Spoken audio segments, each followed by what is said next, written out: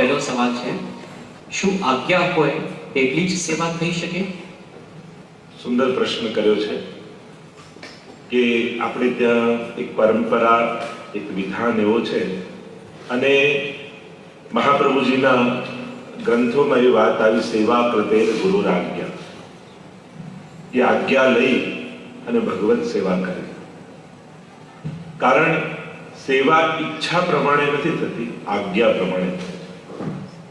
કારણ કે મનના ભરોસે, એટલે કે આજ્ઞા વગર જો શિવ સેવા કરવા લાગે તો સૌથી મોટી તકલીફ શું થાય કે જ્યારે સેવા ઈચ્છા પર આવી જાય તો આપણું મન તો એવું છે કેમ થાય કે રવિવારે 56 ભોગ ધરું, 6 દિવસ કઈ ના કરું.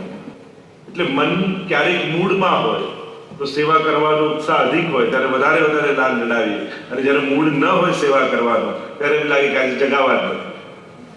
તો ઈચ્છા પ્રમાણે જો સેવા છોડી દઈએ તો એ જે નિયમિતતા છે, એનું વિધાન છે, એની વિધિ છે, એ ન થઈ શકે. અને એટલા માટે આપણે ત્યાં પરંપરા બનાવવામાં આવી કે જ્યારે વલ્લભકુલની આપણે આજ્ઞા લઈએ છીએ અને જે પ્રમાણેની આજ્ઞા લીધી હોય એ પ્રમાણેનો ક્રમ રાખો.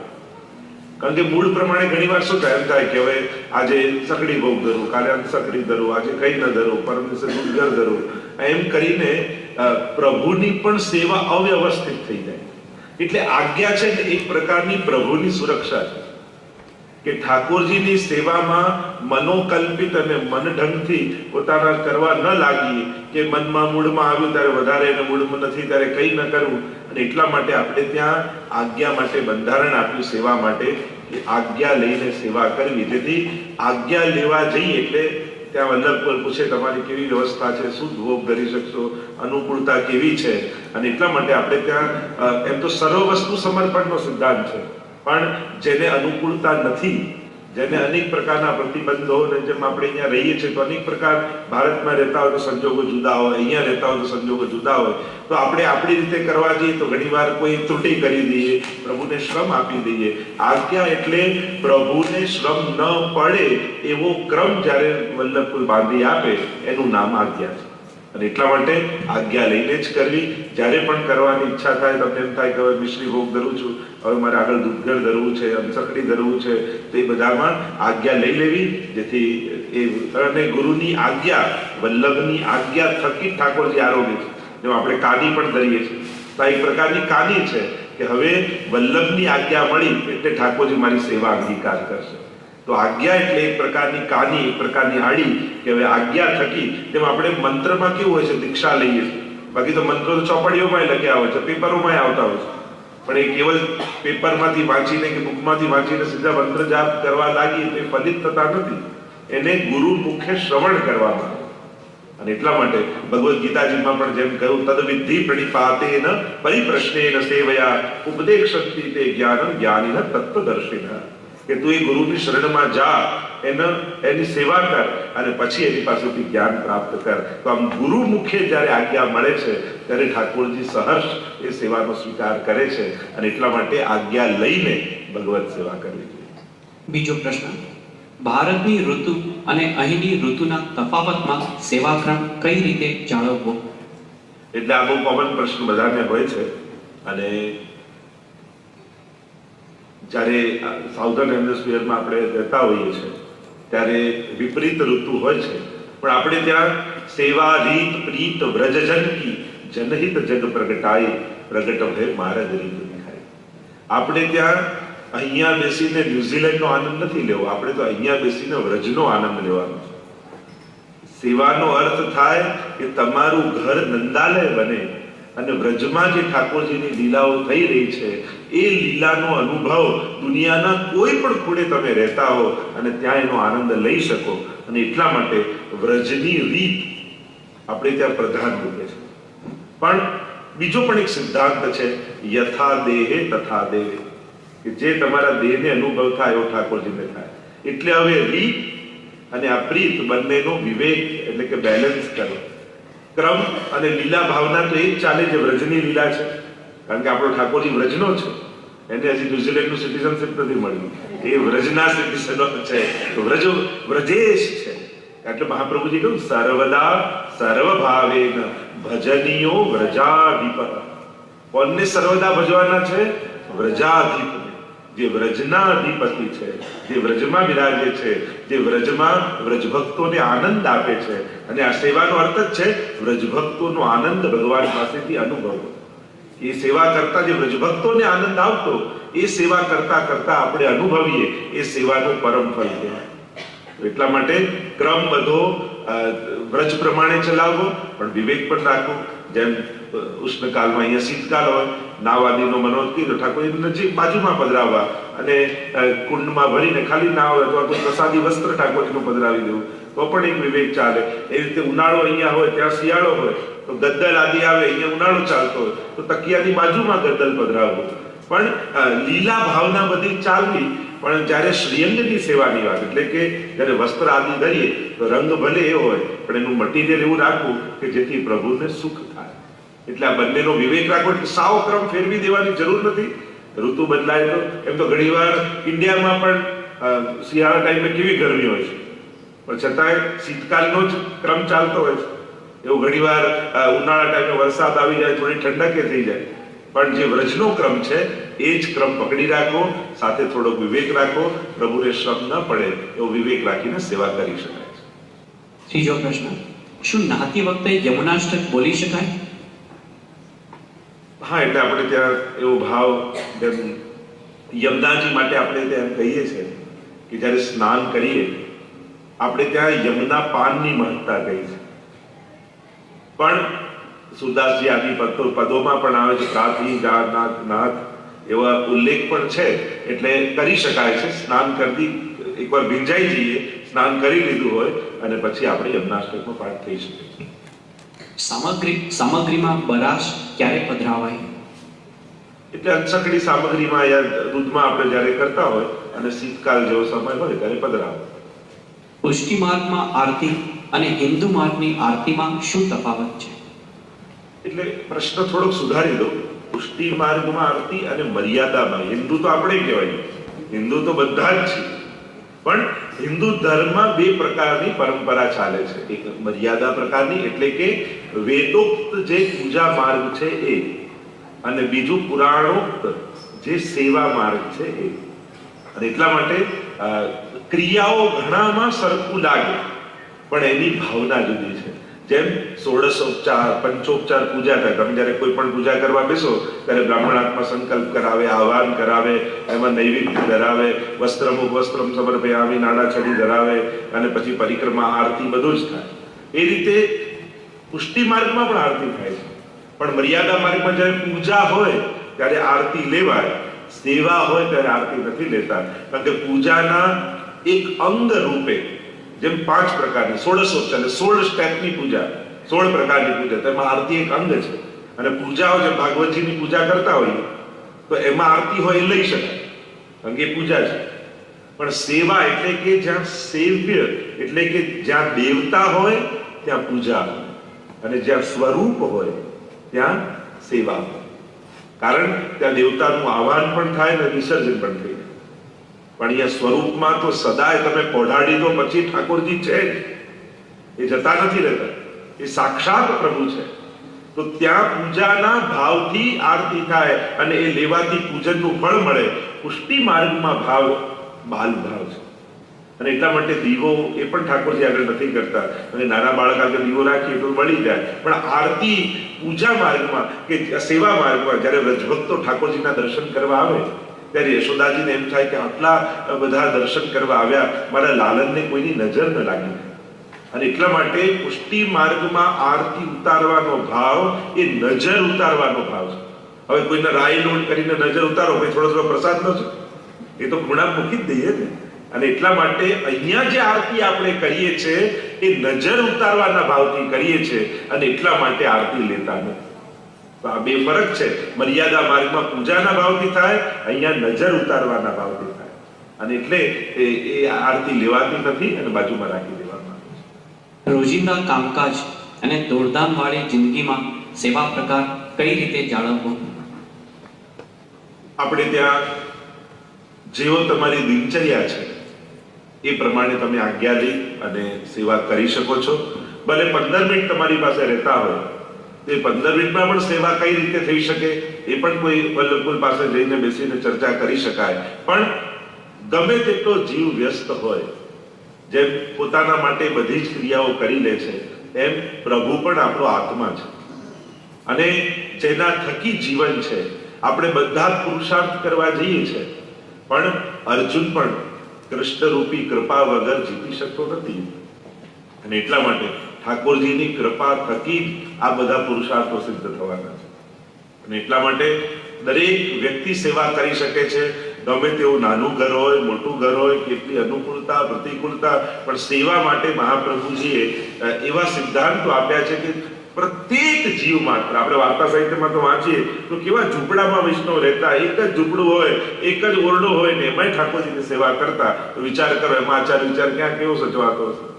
આ તો બધું પાછળથી આપણે એટલી આચાર વિચારને મહત્તા આપી કે ભગવત સેવા છોડી દીધી. ખરેખર સેવા માટે આ બધું હતું. તો જ્યારે પણ જે કરવા માંગતા હોય, જેને પ્રશ્ન પૂછ્યો હોય, એ ભલે ગમે તેટલા વ્યસ્ત રહેતા હોય, પણ જો વ્યક્તિગત આવીને મળશે તો એ કઈ રીતે કરી શકે એમને ચોક્કસથી સમજાવીશું. સેવા કયા સમયે પહોંચાય? એમ તો ઉત્તમ એનો સમય તો પ્રાતઃકાલ છે, પણ પુષ્ટિ માર્ગની વિશેષતા એ છે કે પુષ્ટિ માર્ગે કાલો નિયામક, કે અહીંયા તમે બપોરે પણ ઠાકોરજીને જગાવીને મંગળા કરાવીશું. જો તમારે સેવા જ કરવી છે, ખરેખર તમે 3 વાગે ઓફિસેથી આવતા હો, તમને એમ થાય કે સવારે મારે બહુ વહેલા ઓફિસે જવું પડે છે ને, પણ પછી કાયમ ત્યારે જ કરવું, રોજ રોજ સમય ચેન્જ નહીં કરવાનો. તમે એમ કહો બપોરે બી મંગળા થાય, અચ્છા તો સવારે શયન થઈ જાય તો બપોરે મંગળા નથી શકે. તમે સવારે પહોંચાડી દો છો, રુચિ સખીએ સેજ બનાવી રાત બનાવી પહોંચાડી દો છો, તો સવારે રાત પાડી શકો છો, તો રાત્રે સવાર ન કરી શકો. તો પુષ્ટિ માર્ગમાં તો કાલ અનુકૂળ છે. અહીંયા તો ઋતુઓ પણ સખી બની પ્રભુની સેવા કરે છે. અને એટલા માટે અહીંયા કાલ બંધન નથી, કાલ પણ ભગવાનનો સેવક છે. એટલે જે કરવા જ માંગતું હોય એ કોઈ પણ એવા સમયે પણ તમને જ્યારે ઈચ્છા જ છે કે મારે ભગવત સેવા કરવી છે, તો કોઈ ગુરુજનો પાસે બેસી અને જ્યારે પોતાનો ભાવ વ્યક્ત કરશો તો ચોક્કસથી તમે એ પ્રકારની સેવા કરી શકશો. પુષ્ટિ માર્ગમાં તો એટલી બધી અનુકૂળતાઓ આપવામાં આવી છે કે બસ જીવ પ્રભુ વગર ન રહે એ પ્રધાન મુખ્ય સિદ્ધાંત કૃષ્ણ સેવા સદા કાર્ય. ભગવત સેવાથી વંચિત જીવ ન રહેવો જોઈએ અને એને અનુકૂળ જે પણ વ્યવસ્થા કરવી હોય એ કરી શકાય છે. તો એટલા માટે તમે એ ઉત્તમ સમય સવારનો છે જો કરી શકો તો, નહીં તો પછી ઓફિસેથી આવીને પણ તમે કરી શકો છો. અત્તર સમર્પણ કઈ રીતે કરાય ચિત્રજીને અને સ્વરૂપજીને? અત્તર આપણે ત્યાં ઋતુ પ્રમાણે જે સુગંધિત કહીએ છીએ પ્રમાણે સમર્પિત થતું હોય. જ્યારે શૃંગાર થઈ ગયા પછી આપણે જ્યારે સ્નાન કરાવતા હોય ત્યારે ફૂલેલ ચમેલીનું તેલ લગાવવામાં આવે, અને જ્યારે શૃંગાર થાય પછી અત્તર સમર્પિત કરવામાં આવે. સૈયાજીમાં પણ અત્તર સમર્પિત કરવામાં આવે. પણ ચિત્રજી તમારે ત્યાં બિરાજતા હોય ત્યારે બહુ જ ધ્યાન રાખવું. જ્યારે ઘણીવાર લોકો બહુ જ ભીના કપડું કરી અને પછી સ્નાનનો ભાવ કરતા હોય એના ઉપર, પણ પછી શું થાય, એ જલ ધીમે ધીમે જ્યારે અંદર જાય તો ધીમે ધીમે થોડા વર્ષોમાં પછી ચિત્રજી થોડા પેલા થઈ જતા હોય છે. અને એટલા માટે ખૂબ જ બને તો કોરા વસ્ત્રથી જ કરવું, આપણે એકદમ નીચોવીને પછી જ કરવું. અને અત્તર પણ આપ ઠાકોરજીને વસ્ત્ર ધરાવી દો અને પછી એ વસ્ત્ર ઉપર જ અત્તર લગાવવું, અને એ રીતે જ અત્તર લગાવવું કે ઠાકોરજીના વસ્ત્રો ખરાબ ના થાય. તો દરેક વસ્તુ, ઉત્તમ વસ્તુને પણ સમર્પિત કરવાનો ઉત્તમ પ્રકાર છે. આપણે ત્યાં દરેક વસ્તુને, ભલે વસ્તુ ઉત્તમ હોય પણ સમર્પણ પણ ઉત્તમ હોવું જોઈએ. ગમે તેટલી સારી વસ્તુ બનાવી હોય પણ સિદ્ધ કરતા આવડી તો આરોગાવતા આવડવી જોઈએ. ઠાકોરજીને ભોગ કઈ રીતે સજાવાય, દૂધગર કઈ રીતે આવે, ચકડી કઈ રીતે આવે, સકડી કઈ રીતે આવે, એમાં કોર કઈ રીતે સાનવામાં આવે, અન્નકૂટ આપણે કરતા હોય તો એનો આખો ભોગનો ક્રમ કઈ રીતે સજાવાય, આપણે ત્યાં એનું પણ વિધાન છે. નહીં તો કોઈએ ગમે તેટલું સારું બનાવ્યું હોય, મહેમાન ડાઇનિંગ ટેબલ પર બેઠા હોય, લો જમો, આમ કે તમને ભૂખ લાગે? પેલો તો એમ જ કે ના ઘરે જ જમીને જાય. ભલે ગમે તેટલું સારું બનાવ્યું છે, ગમે તેટલો તમને એના માટે સ્નેહ છે, જો આપણે કઈ ભાવ છે તો ખાલી દિલ ચોખ્ખું હોવું પૂરતું નથી. મોટા ભાગના લોકો એક બહુ સારો એક્સક્યુઝ કરે, અમારું દિલ ચોખ્ખું છે એટલે અમારે કંઈ કરવાની જરૂર નથી. મારું દિલ ચોખ્ખું છે ને મારે ક્યાં કંઈ કરવાનું, એમ કરીને બધાથી બચે કે હું તો સેવામાં ન માનું, હું તો બધું મારું દિલ ચોખ્ખું છે, કોઈનું દિલ દુભાવતો નથી અને પછી મારે સેવા કરવાની શું જરૂર છે? અરે તું ઠાકોરજીની નજીક નથી જતો એ જ બતાવે છે કે હજી તારું દિલ ચોખ્ખું નથી થયું. નહીં તો દિલ ચોખ્ખું થયું હોત તો પ્રભુથી દૂર તું રહી જ ન શકે. હજી આપણું મન પ્રભુ તરફ નથી જતું. આ તો આપણે કહીએ છીએ મારું દિલ ચોખ્ખું, તારા પડોશીને પૂછ તો ખબર પડે કેટલું દિલ ચોખ્ખું. તો આપણે આપણા સ્ટેટમેન્ટ આપી દઈએ એ ઉત્તમ નથી. ગામવાળા કહે કે આનું દિલ બહુ ચોખ્ખું છે ત્યારે સાચું. તો મૂળ વાત આ દિલ ચોખ્ખું કરીને ખાલી કહીને આપણે જે બચીએ છીએ, બધાથી દૂર ભાગીએ છીએ, એ પોતાની જાતને છેતરવા જેવું છે. તો કેવલ દિલ ચોખ્ખું એ પણ કામનું નથી.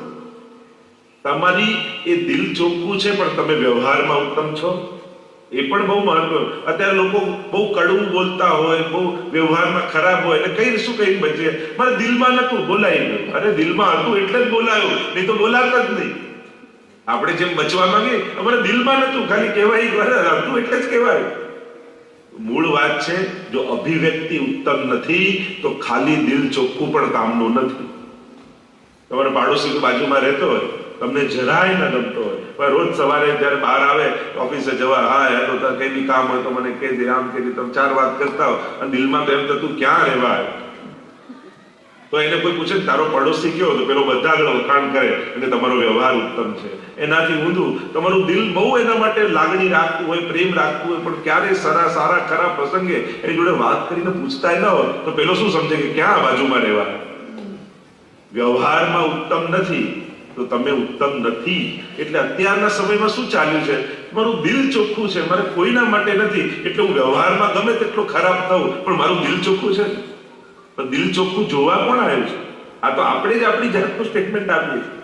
એટલે આવું કહીને બચનારા એ પણ પોતાની જાતને છેતરે છે. જો તમારું દિલ ચોખ્ખું હોત તો તમારો વ્યવહાર પણ ચોખ્ખો હોત, એ પણ ઉત્તમ હોત. એટલે ઉત્તમ વ્યવહાર પણ બહુ જરૂરી છે. અને એટલા માટે ધ્યાન રાખવું કે જ્યારે સામગ્રી પણ કહીએ તો એને ધરતા, સમર્પિત કરતા, એટલે ઉત્તમ ભાવને ઉત્તમ રીતે પ્રગટ કરતા આવડે. જેમ સારું ચોખ્ખું દિલ એ કાચા સોના જેવું છે, પણ ઉત્તમ વ્યવહાર એ બનાવેલા દાગીના છે. કાચું સોનું કંઈ પહેરીને ફરતા નથી આપણે, પણ એનો દાગીનો બનાવીએ ત્યારે એની શોભા આપણી વધે. એમ ઉત્તમ વ્યવહાર એ કાચા સોનામાંથી બનાવેલો ઉત્તમ દાગીનો છે, જે આપણી શોભાની અભિવૃદ્ધિ કરે છે. અને એટલા માટે આજ પછી જો કોઈ એમ કહેતું હોય કે દિલ ચોખ્ખું છે, મારે કંઈ નથી કરવું, તો માનવું કે હજી ચોખ્ખું થયું નથી. એમ એકબીજાને નહીં કેવું, બધા પોતપોતાની જાતને સમજી લે. નહીં તો બીજાને સલાહ આપવામાં તો આપણે બધા ચતુર હોઈએ છીએ, બધાને યાદ અપાવતા હોઈએ છીએ, પણ આપણે આપણી જાતને સમજવી કે ક્યાંક હું મારી જાતને તો નથી છેતરતો. ઝાપીજી ન હોય તો ઠાકોરજી કેમાં પધરાવવા અથવા પધરાવીને લઈ જવા? બને તો ઝાપીજી વસાવી લેવા જોઈએ. અહીંયા પણ ઘણીવાર ગાર્ડનનો અને મળતું હોય છે, એમાં પણ વાંસના ઝાપી જેવા મળતા હોય છે, અને એની ઉપર વેલ્વેટનું કપડું ને લગાવી લો એટલે એક ઝાપીજી જેવું થઈ જાય. અને એમાં પછી ગાદી તકિયાની રીતે રાખી અને ઠાકોરજીને પધરાવી દેવા. પણ બહુ પ્લાસ્ટિકના કે સ્ટીલનો ડબ્બો પેક હોય એમાં ઠાકોરજીને ન પધરાવાય. પણ આવું વાંસનું જો મળે, અહીંયા મળતું જ હોય છે, તો એમાં પધરાવી અને એને ઝાપીજી જેવું કરી. તુલસીની કંઠી કેટલી પહેરવી? પુષ્ટિ માર્ગમાં બે મંત્રની દીક્ષા તમને આપવામાં આવે છે. એક અષ્ટાક્ષર અને બીજો પંચાક્ષર, જે ગદ્ય મંત્ર સમય લઈએ. ગદ્ય મંત્ર જેમ કવિતા હોય એટલે પોએટ્રી કહેવાય, અને લિટરેચર એ ગદ્ય કહેવાય. તો બ્રહ્મસ્વર મંત્ર જ્યારે આપણે બોલીએ તો પહેલા ગદ્ય લિટરેચર બોલીએ છીએ, અને છેલ્લે 5 અક્ષરનો મંત્ર હોય છે. તો બે મંત્રની દીક્ષા આપણને થાય છે. એટલે દરેક બ્રહ્મ સંબંધી વૈષ્ણવે બે કંઠી ગળામાં પહેરવી. કારણ કે બે મંત્ર એટલા માટે, પ્રભુ બે રૂપમાં છે, નામ અને સ્વરૂપ. તો નામ લેવાનો અધિકાર અષ્ટાક્ષર મંત્રથી મળે, અને સ્વરૂપ સેવાનો અધિકાર પંચાક્ષર. દીક્ષા એટલે સાધના કરવાનો અધિકાર, ભક્તિ કરવાનો અધિકાર આપણને પ્રાપ્ત થાય છે. કારણ કે આપણું તન, મન, ધન બધું લૌકિક છે. તો લૌકિક વસ્તુથી અલૌકિક એવા પ્રભુને કેમ રીઝવી શકાય? પણ જ્યારે બ્રહ્મ સંબંધ લઈ આપણે બધું સમર્પિત કરી દઈએ છીએ, એટલે કે પ્રભુને ધરી દઈએ છીએ, એનો ભગવાન જોડે સંબંધ કરાવીએ છીએ, અને ભગવાન જોડે જેનો સંબંધ થાય એ પછી લૌકિક રહેતું નથી. એટલે કે હવે આપણું ધન પ્રભુની પ્રસન્નતાનું કારણ બનશે, હવે આપણો દેહ ઠાકોરજીને લાયક થયો, હવે આપણું મન પ્રભુને પધારવાને લાયક થયું, કારણ પ્રભુને સમર્પિત થયું. તો આ બે મંત્ર અષ્ટાક્ષર ને પંચાક્ષર, એમાં પણ મોટા ભાગના લોકો ખોટું બોલતા હોય છે, ખોટું લખતા હોય છે. અષ્ટાક્ષરમાં પણ કેટલી ભૂલો આપણે કરતા હોય. ચલો તમને કહું કયો મંત્ર છે? શ્રી કૃષ્ણ શરણમ મમ. બે વિસર. શ્રી કૃષ્ણ શરણમ મમ હલંત, અને શ્રી કૃષ્ણ શરણમ મમ. ત્રણમાંથી કયું સાચું? પહેલું, બીજું કે ત્રીજું? પહેલું મમ, આ ત્રણેય ખોટા છે. શ્રી કૃષ્ણ, કૃષ્ણ પછી વિસર્ગ, શરણમ બિંદી મમ, અસ્મત શબ્દની વિભક્તિ મમ મે આવ્યો નવ અસ્માકમ ન, એટલે મારું. શ્રી કૃષ્ણ શરણમ મમ, આ શુદ્ધ ઉચ્ચારણ થાય. હવે વિચાર કરો, અષ્ટાક્ષરમાં આપણે આટલી ભૂલો કરતા હોય તો પછી ગદ્ય મંત્ર ને પંચાક્ષરમાં શું થતું હશે? ક્યારેક એવું પણ કરવું જોઈએ કે ક્યારેક કોઈ વલ્લભકુલ પધારે ત્યારે બધા જ અપરસમાં ભેગા થઈ, કારણ કે કેટલા વર્ષો પહેલા તમે બ્રહ્મસવન મંત્ર લીધું હોય અને યાદે ન હોય, પણ એમને બોલતા પણ ના આવડતું હોય, તો એકવાર બધા અપરસમાં ભેગા થાય અને ઠાકોરજી આગળ આ રીતે ગદ્ય મંત્ર આપણે બોલતા શીખીએ તો શુદ્ધ ઉચ્ચારણથી આપણને આપણો દીક્ષા મંત્ર એનું સ્મરણ થાય. તો બે કંઠી વૈષ્ણવે ગળામાં ધારણ કરે. ગ્રહણ વખતે સેવાક્રમ શું હોવો જોઈએ? એટલે સેવાક્રમમાં એક તો હવેલીનો સેવાક્રમ હોય છે ને, એક વૈષ્ણવ નેતાનો ક્રમ હોય છે. વૈષ્ણવ નેતા અને હવેલીમાં ઠાકોરજી એ સમય પહોંચતા નથી, જાગે છે અને દર્શન ખુલાવે છે. પણ તમારે ત્યાં તમે ઠાકોરજી સવારે પહોંચાડી દેતા હો, એટલે ગ્રહણ સમયે જ્યારે ગ્રહણ લાગે ત્યારે ઠાકોરજીની સૈયાજીમાં પહોંચતા જ ભલે હોય, ઝારી બંટા વડા કરી દેવા, અને ગ્રહણ ઉતરે ત્યારે અપરસ કરી સ્નાન કરી અને ફરી ઝારી બંટા લઈ અને ઠાકોરજીને ધરવા દે. આટલો ક્રમ કરવો જોઈએ. બાકી ગ્રહણનો તો ઘણો મોટો ક્રમ છે. સૂતક વિશેની સાદી સમજ. આપણે ત્યાં 3 પ્રકારની એષણા દોષ કયા છે: લોકેશના, વિત્રેશના અને પુત્રેશના. એટલે કે કહેવાનો સાદા શબ્દોમાં કહું કે જ્યારે આપણું હૃદય લૌકિક આવેશમાં હોય ત્યારે પ્રભુ પાસે નથી. આ એષણા દોષ કહેવામાં આવે છે. અને એટલા માટે 2 પ્રકારનું સૂતક હોય, એક પિંડુ અને બીજું સૂતક. આપણે ત્યાં નિર્ણય સિંધુ અને ધર્મ સિંધુ, અને એ કેવલ પુષ્ટિ માર્ગના કોઈ નથી, હિન્દુ ધર્મના, બધા હિન્દુઓ માટે એક એવો ક્રમ બનાવવામાં આવ્યો કે જ્યારે કોઈ ગુજરી જાય છે, એટલે જેને ત્યાં સેવા બિરાજતી હોય, ઘણીવાર જે ભક્તિ કરતા હોય, જો ધર્મશાસ્ત્ર બહુ માણસનો વિચાર કરે, એ એમ કહે છે કે એવા સમયે તમારી એની જરૂર છે જે તમારા ગામમાં તમારા સગા ગુજરી ગયા છે, એના પરિવારને તમારી જરૂર છે. અને લોકો એમ કહેતા મારે તો સેવા છે, સેવા છોડીને હું ત્યાં ના જાઉં અને મારી ભક્તિ છૂટે. આવું ઠાકોરજીનું બહાનું કાઢી અને લોકો પેલાની મદદે ન જાય તો એ બિચારો એકલો પડી જાય. એટલે ધર્મશાસ્ત્ર એવો નિયમ બનાવે છે કે તમને સૂતક લાગ્યું એટલે એટલા દિવસ તમે સેવા ન કરી શકો. તમારી જરૂર અત્યારે એને ત્યાં છે જ્યાં કોઈને ગુજરી ગયું છે. કારણ કે એવા સમયના દુઃખના સમયે જો તમે એની સાથે ન ઉભા રહો તો એકલો પડી. અને એટલા માટે આપણે ત્યાં પ્રતિબંધિત કર્યા કે હા, આટલા સમય તમારે ભગવત સેવા નહીં કરવી ને એની પાસે જવું. પણ હવે લોકો દેશ વિદેશ આદિમાં રહે. અને બીજું એક છે ઋણાનુબંધનો સંબંધ.